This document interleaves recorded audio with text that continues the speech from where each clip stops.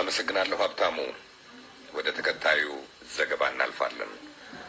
ሰሞኑን በተለያዩ የኦሮሚያ ክልል አካባቢዎች የተከሰተው ሁከት ምክንያቱ መንግስት የኦሮሞ ጥያቄዎችን በአግባቡ አለመመለሱና ብዙዎችንም ለእስርና ለግድያ ያበቃቸው በመሆኑ በተፈጠረ የህዝብ ቁጣና እልህ ነው ሲሉ አባገዳ ቱለማና የጉሮ አባገዳዎች ህብረት ዋና ጸሐፊ ጎበና ኦላ አሬሳ ለቪኦኤ ተናግረዋል። ይህ ችግር ሊከሰት እንደሚችል ከወራት በፊት ለመንግስት አሳውቀናል የሚሉት የህብረቱ ዋና ጸሐፊ የአባገዳዎች ህብረት መንግስትና ተቃዋሚ የኦሮሞ ድርጅቶች ተነጋግረው በጋራ እንዲሰሩ ጥረት የማድረግ ፍላጎት ቢኖረውም መንግስት ግን ፈቃደኛ ሳይሆን ጥያቄያቸውንም ሳይቀበል ቀርቷል ብለዋል። የኦሮሚያ ክልላዊ መንግስት የኮሚኒኬሽንስ ጉዳዮች ቢሮ ኃላፊ አቶ ጌታቸው ባልቻ ደግሞ መንግስት አሁንም ከአባገዳዎችና ከተለያዩ የህብረተሰብ ክፍሎች እየሰራ መሆኑን አመልክተው እንዲህ ያለ ጥያቄ መቅረቡን እንደማያውቁ ገልጸዋል። መንግስት ላይ እየቀረበ ያለው የህዝብ ቁጣ ህግ አላስከበረም በሚል እንደሆነም ተናግረዋል። ደረጀ ደስታ ሁለቱንም ወገኖች አነጋግሮ ተከታዩን ዘገባ አጠናክሯል። አባገዳ ቱለማና የጉሮ አባገዳዎች ህብረት ዋና ጸሐፊ ጎበና ኦላ ኦሬሳ ሰሞኑን በተለያዩ የኦሮሚያ ክልል አካባቢዎች የተከሰተው ሁከት ምክንያቱ መንግስት የኦሮሞ ጥያቄዎችን በአግባቡ ሊመልስ ባለመቻሉና ብዙዎችንም ለእስርና ለግድያ ያበቃቸው በመሆኑ በተቀሰቀሰ ቁጣና እልህ መሆኑን ተናግረዋል። ባሳለፍነው በኢትዮጵያ ውስጥ በጣም አስቸጋሪ ወቅት ነበረ። እንደውም በኦሮሚያ ውስጥ በጣም አስቸጋሪና አስከፊ ሁኔታዎች እንዳሉ ይታወቃሉ።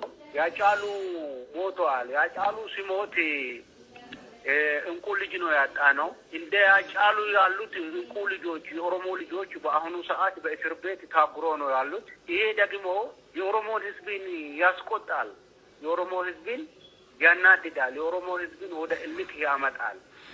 እንደ አባገዳዎቹ ህብረት ዋና ጸሐፊ አባባል በኦሮሚያ ክልል እየተከሰተ ላለው ችግር ምክንያቱ የኦሮሞ ህዝብ ከመንግስት ጋር እልህ የተጋባ በመሆኑ ነው።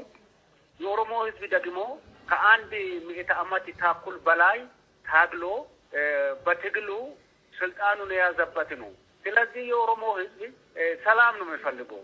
የኦሮሞ ህዝብ አቃፊ ነው። የኦሮሞ ህዝብ ከብሔርና ከብሔረሰብ አብሮ ተሳስሮ የሚኖር ህዝብ ነው። ግን እየነካኩት የኦሮሞን ህዝብን እያበሳጩት ወደ እልክ ውስጥ እንደሚያስገቡት ነው። በአሁኑ ባለው አካሆን 75 አባላት ያሉት የአባገዳዎች ህብረት ዋና ጸሐፊ ሁኔታው በዚህ መንገድ የሚቀጥል ከሆነ እጅግ አደገኛ ነው ባይ ናቸው።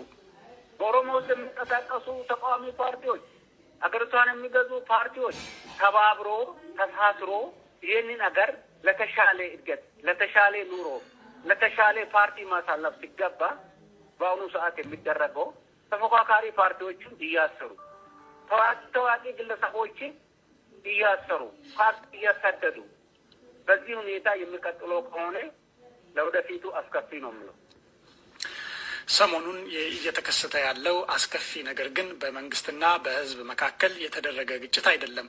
በመንግስት የተከፋም አካል መንግስትን የጎዳበት እርምጃ ሳይሆን ተጎጂዎቹ ንጹሐን ዜጎች ነበሩ።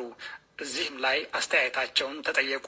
በአንዳንድ አካባቢዎች የሚደረገው በሰዎች ላይ የሚደረገው ግድያ፣ ንብረት ማቃጠልን እሱ ላይ ያለው አስተያየት ምንድን ነው? ይህን ንብረት ማውደም፣ ንብረት ማቃጠል እልክ ይዞ ነው። የኦሮሞ ህዝቦች እልክን ይዞ ነው። ወንድሙ ከጎን ሲወርቅ አንተ የምታረቅና የምትይዘውና የምትጨብጠው ያሳጣል፣ ንዴት ያሳጣል፣ ንዴት። ይህ ላይ ደግሞ ሰላምን ለማስከበር ተመጣጣኝ ያልሆነ የሚወስደው መንግስት ደግሞ ተመጣጣኝ ያልሆነ እርምጃ ሲወስድበት ህዝቡ ደግሞ ወደ እልክ ውስጥ ገብቶ ወደ ብሔርና ብሔር ማጋጨት፣ ንብረት ማውደም በዚህ አካውን ነው። ህዝቡ ከመንግስት የሚደረግ ሰላምን ለማስከበር የሚደረገው እርምጃዎችን ማቋቋም አልቻለም። የኦሮሞ ህዝብ ሲያጭቶ እልክ ውስጥ ገብቶ ተናዶ በእልክ የሚያደርጉት ናቸው እንጂ በገዳ ስርዓት የሚተዳደር ህዝብ ነው። ገዳ ስርዓት አቃጥል፣ ሰው ግደል አይልም። ጦርነት ውስጥ እንኳን ሲገባ ዋጋ ከተዋጊዎች እንዲገል አይፈልግም። በሩ ክፈትለት እንዲሸሽ ለነፍሱ ይላል፣ ንብረቱን እንዳወጣ ይላል። ይሄ ግን ከመንግስት የሚደረገው እርምጃዎችና የኦሮሞ ህዝብ እልክ ውስጥ ገብቶ እርምጃውን ማቋቋም የማይችሉት እርምጃውን የሚያናድደው ህዝብን በውሃ መበተን ይቻላል፣ በአስለቃሽ ጊዜ መበተን ይቻላል፣ ሀሳብን ተለዋውጦ መበተን ይቻላል። ቀጥታ ንጹሃኑ ህዝብ ባዶ እጅ ላይ መትረየስና ክላሽ ጠብደ ሲታረቅ የሚወሰድባቸው እርምጃ ማቋቋም ሲያቅታቸው ነው የሚያደርጉት። ይሄ ነው የምለው። ስለዚህ ይሄን ድርጊት ይደግፋሉ ማለት ነው። ሌላውም አጸፋውን ለመውሰድ ይነሳና ከዛ ወደ ግጭት ያመራል። እንዲህ ያለ ነገር ማንኛውም ነገር ይከሰታል፣ ይከሰታሉ። በዚህ ዓለም ላይ የምንሰራው ስራዎች መጥፎም ስራ አለ፣ ጥሩ ስራም አለ። ይሄ አሁን ደግሞ ኦሮሞን ህዝብን ያጋጠመ መጥፎ ነገሮች ናቸው። መጥፎ ነገሮች በአገር ሽማግሌነት በግጭት አስወጋጅና አስታራቂነት የሚታወቁት አባገዳዎች በእንዲህ ያለ ጊዜ በተለይም አሰቃቂ ችግሮች በሚደርሱበት ጊዜ ለመሆኑ ራሳችሁ ምን እያደረጋችሁ ነው የሚል ጥያቄ አንስቼላቸው ነበር። ለዚህም ተጠያቂ ያደረጉት አሁንም መንግስትን ነው። የአባገዳዎቹ ህብረት እንደ ኢትዮጵያ አቆጣጠር በ2006 ዓ.ም የኦሮሞዎችን ህብረት ለማጠንከር ተብሎ በመንግስት የተቋቋመ መሆኑን ገልጸው አሁንም በመንግስት ፈቃድና ፍላጎት የሚንቀሳቀስ መሆኑን ተናግረዋል። እንሰባሰብና ስለዚች አገር እንማከር፣ ማፍትሄ እንፍጠር ብለን እንኳን ብንሰባሰብ እኔ ነኝ ያቋቋምኩት፣ እኔ ነኝ አደራጆች፣ እኔ ነው የሚሰበስበው እንጂ መሰብሰብ አትችሉም ብሎ እስከማገድ ድረስ ደርሰናል። አሁን ታግዳችኋል ማለት ነው? ታግደናል። አሁን ማለት መንግስት እኔ ነኝ ይሄንን አምጥቼ አንድ ላይ ያቋቋምኩት ማሰባሰብ አትችልም ማለት እኔ አሁን የቱለማ አባገዳ ነኝ፣ ሌሎችን ጠርቼ ማወያየት አትችልም። ይሄው ነው ከመንግስት የሚሰጠው መልስ። ከመንግስት የተሰጣቸው ምላሽ ይህ መሆኑን ለማረጋገጥና መንግስትም ተጠያቂ ሆኖባቸዋል ስላሉት ሌሎችም ጉዳዮች በአባገዳዎቹ ህብረት ዋና ጸሐፊ ጎበና ኦላ ኦሬሳ የተነሱትን ስሞታዎችና ጥያቄዎች በመያዝ የኦሮሚያ ክልል የኮሚኒኬሽን ጉዳዮች ቢሮ ኃላፊ አቶ ጌታቸው ባልቻን አነጋግሬያለሁ።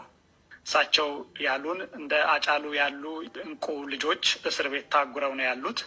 ይህ ህዝቡን ያስቆጣል። የህዝብ ቁጣ ይቀሰቅሳል። ይህ ቁጣ ይቀጥላል። ይህ እንዳይሆን ከመንግስት ጋር ለመነጋገር ፍላጎት ነበረን። መንግስት ግን ፈቃደኛ አልሆነም። ይህ እንደሚመጣ ከ3 ወር በፊት ተናግረን ነበረ። መንግስት ጨርሶ ሊሰማን አልቻለም ብለዋል። ምን ይላሉ? እዚህ ላይ የእርሱ አስተያየት ምንድን ነው? እኔ አርቲስት አጫሉን የሚመስል እንቁ ታስሯል የሚባለው ከእውነት የራቀ ነው። እንቁ የሆነ ሰው የሚታሰርበት ምክንያት ስለማይኖር ማለት ነው። አጫሉ የነጻነት ታጋይ ነው። ለህዝቦች ራሴን በራስ ማስተዳደር ያታገለ ጀግና አርቲስት ነው። የነጻነት ታጋይ ነው። ከዛ ውጭ እንደሱ አይነት ሰው የሚታሰርበት ምክንያት አይኖርም። እነሱን ሲያሳስር የነበረ ስርዓት ለአንዴና ለመጨረሻ ጊዜ ፈርሷል። ወያኔ ስርዓት ሲደረግ የነበረ ካልሆነ በስተቀር አሁን ማንኛውም ሰው በክልላችን የሚያዘው በወንጀል ሲጠረጠርና ከወንጀል ጋር ተያያዥነት ያለው ሲሆን ማንኛውም ሰው የህግ በላይነትን ለማስከበር ሲባል ይያዛል። የማይያዝበት ምክንያት አይኖርም። ከዛ ውጭ ግን እንቁ የሆነ ሰው ወደ ጸጥታ ማደፍረስ አይሄድም፣ ወደ ወንጀል አይገባም። ወደ ወንጀል ሲገባ ደግሞ ማን ይሁን ማን በህግ ፊት እኩል ስለሆነ ተጠያቂ ለማድረግ የተሰራ ስራ ካልሆነ በስተቀር የተለየ ጥያቄ ለመንግስት ቀርቦ መንግስት ያልተቀበለባት ጊዜም የለም። እንደዚህ አይነት መረጃ በጣም የተሳሳተና ህዝብንም ሊያሳስት የሚችል ነው ብዬ ነው የምወስደው። ከዚህ በፊት ከ3 ወራት በፊት እሳቸው ያሉትን ነው ነግሮት ጀምሮ አገሪቱ ውስጥ ያሉ ተቃዋሚ ፓርቲዎች መንግስት ተነጋግረው አገሪቱን ችግር መፍታት ሲገባ ይህ ሁኔታ መቀጠሉ አሳዝኖናል እና ለዚህ ተጠያቂው መንግስት ነው። ይህ ጥቃት አሁን እየተፈጸመ ያለው ንብረት ማቃጠል፣ በሰዎች ላይ የሚደርሰው ጉዳት በሚመለከት የእሳቸውን አስተያየት ጠይቀናቸው ነበር። ይህ ጉዳይ ህዝብ ቁጣውን የገለጸበት መንገድ ነው እና አሁንም መንግስት ላይ የሚፈጽመውን እስር በየእስር ቤቱ ማጎርና መግደል ካላቆመ ሊቀጥል ይችላል ነው ያሉኝ። ይሄ የሟርተኞች ሴራ ነው የሚለው። በሀገራችን ላይ የህዝብ ቁጣም የለም፣ ህዝቡ ወደ ቁጣ የሚገባበት የለም። ህዝብን የሚያስቆጣ ነገር ካለ የህግ በላይነት ያለመከበር ጉዳይ ነው። ማንኛውም ጉልበተኛ በየሰፈሩ ህዝብን እያሳደደ፣ ህዝብን ከቤቱ እያፈናቀለ፣ እየዘረፈ፣ እየገደለ እያለ ህዝብን ቁጣ የዳረገው መንግስት የህግ በላይነትን አለማስከበሩ ካልሆነ በስተቀር መንግስት የህግ በላይነትን በማስከበር ሂደት ከህግ የወጣ ነገር ወይንም የማይገባውን ነገር ሰርቷል የሚል ግምገማም የለንም። እንደዚህ አይነት ነገርም የለም። የህዝብ ቁጣም ቢኖር የህግ የበላይነት መከበር አለበት። መንግስት ያለበት ሀገር መምሰል አለበት። የሀገር ማንኛውም ጉልበተኛ በየሰፈሩ በየመንደሩ ህዝብን እያሸበረ መኖር የለበትም የሚል ነው ህዝብ የተቆጣው መንግስትን ማንኛውም ሰው ሲያዝ ሲታሰር በህጋዊና በህጋዊ መንገድ ነው። ከህጋዊና ከህጋዊ መንገድ ውጭ የሚታሰር የሚያዝ ሰው የለም። እንግዲህ በአባገዳ መልክ የሚያቀርቡት ከሆነ የአባገዳ ስራቸውን መስራት ቢችሉ፣ ማስታረቅ ቢችሉ፣ ማስተባበር ቢችሉ፣ መምራት ቢችሉ ወደ ቁጣ የሚገባበት ምክንያት አይኖርም። የአባገዳ ስርዓት የሚታወቀው በማስታረቅ ነው፣ በማገላገል ነው፣ በማቀራረብ እንጂ በማወጅ አይደለም። እየተቆጣ ነው ህዝብ ገና ወደ ቃጠሎ፣ ገና ወደ አደጋ፣ ገና ወደ ሌላ እንገባለን፣ ወደ ሽብር እንገባለን ብሎ መንዛት ሳይሆን የሚያደርጉት ህዝብን የማቀራረብ ስራ ነው መስራት ያለባቸው። መንግስትም ቢሆን ማንም ቢሆን በሰላማዊ መንገድ መሆን አለበት ብሎ የሚያስታግስ ነገር ማድረግ አለባቸው እንጂ ህዝቡ ተቆጥቷል ለቁጣ ብሎ ነው ቤት ያቃጥለው ንብረት ያወደመ የሚለው ነገር በፍጹም መሰረተ ቢስ ነው፣ ሀሰትም ነው፣ ሊሆንም አይችልም። ንብረት ያወደሙ፣ ያጠፉ፣ ያቃጠሉ፣ የዘረፉ ኃይሎች ይታወቃሉ። በራሱን ከዚህ ሀገር ከዚህ በፊት በሰላማዊ መንገድ የህዝብን ጥያቄ መመለስ ያልቻለና ህዝብ ያባረረው ኃይል የክልላችንን ሸኔ ብሎ ራሱን የሚሰራውን ወገን በማደራጀት የክልሉን ሰላም በማናገር ብሔርን ከብሔር ሃይማኖትን ከሃይማኖት ጋር አጋጅቶ ጥቅም ለማግኘት የተንቀሳቀሰ ኃይል ነው እንጂ ንብረት ያወደመው ህዝቡ አይደለም። ህዝብ ያወደመ ንብረት የለም። ቁጣውን በንብረት ማውደምን አልገለጸም።